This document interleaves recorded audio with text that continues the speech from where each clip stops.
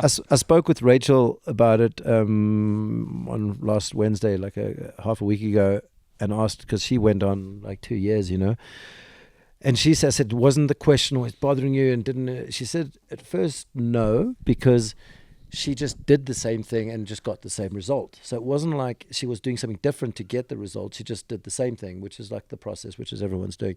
But then she said it literally did become, that's all she'd ever hear, all she'd ever talk about, mainstream people asking her, and every fan, like I was in the pits a bit with Santa Cruz, and that's literally the first question out of everyone's mouth to Jackson. So at some point, as bummed as he is to not get the 5-peat, he's probably like just relieved to get rid of it. He would have probably liked to have 5 and then lose the streak, but it's got to be a little bit of one less thing on his shoulders. I mean, that will be an extreme amount of weight. Like, he is carefree. I asked Petey a few times, like, is it there? I asked his parents as well. They're like, yeah, maybe he's a little quieter than usual, but he's very good at dealing with it.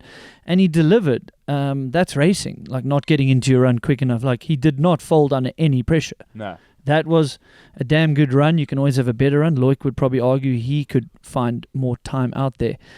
But this might never happen again. What, the 4? The 5-peat, to get to the point that you can even have the opportunity in men. It's happened once before with Gwyn, one of the greatest, if not, the greatest. Everyone's going to have different opinions. But that's a unique thing to have the opportunity. I know Rachel clearly is the GOAT by doing it 2 seasons in a row, basically. But in the men's, 14 in a row. In the men's, to win 4 in a row, to then have the opportunity. Obviously, me personally just wanted to see it happen. I wanted to see a new history book stat. And also, you can't underplay anyone's previous achievements, but I think currently the level of riders has always been the same, but the technology is a pretty level playing field. So now you've got 10 guys who can all win races, but they're all on equipment that also can win races. Whereas previously you might not have had 10, you might have had 4. Well, I mean, that shows when an Amory gets 18th, 15th, or Loic looks like a decent run, a bit scrappy, and he gets 14th. Like, we've spoken about the depth of the field. You would argue it's harder to win races now. Is that what I'm hearing? Yeah. That's kind of what I'm saying. I think it's just it's just getting harder and harder because, with the novelty of being able to watch all these phenomenal young kids are coming in, they no longer have to do their apprenticeship. They come in fully qualified, and there's just more and more. So me and Bernie were saying, it's there's now, I think we're experiencing an oversupply of race winning riders.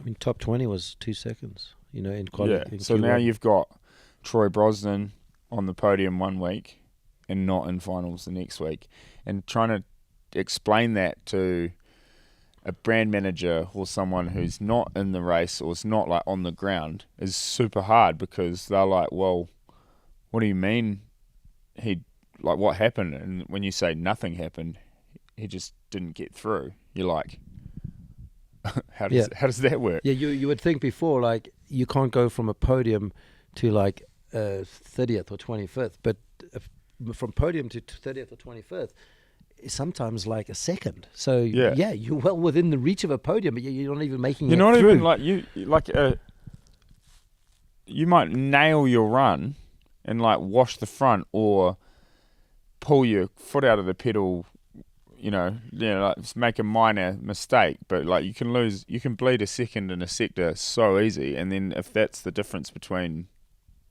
not getting through, it's pretty insane. I don't really know what that means. I just think, for the sake of it, I think 40 in finals is a better number. Yeah, we've all that one we've all gone on because the problem is, which will affect Warner Brothers, as soon as it is riders like a Troy or a Loic or a Jordan, those managers and teams and backers and sponsors, they're going to get a bit antsy. And like Eddie said, well, why is he in the end? So maybe they do want to have a bit more. There's no safety, there's no protection, but let's put 40 and that's your protection.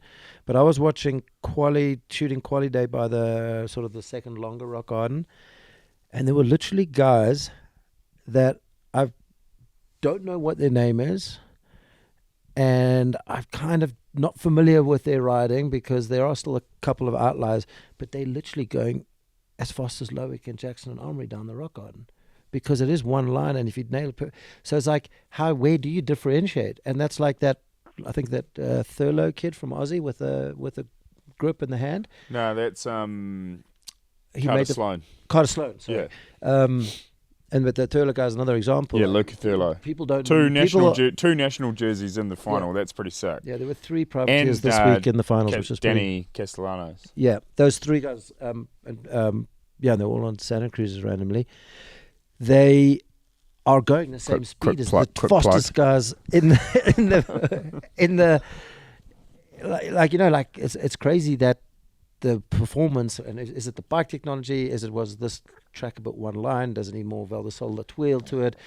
A lot of the riders, just judging from Win TV's track walk video, especially all the Kiwi juniors, it looked like they were interviewed all together, but literally in isolation, nearly every single one of them were like, it's a bit of a blue run.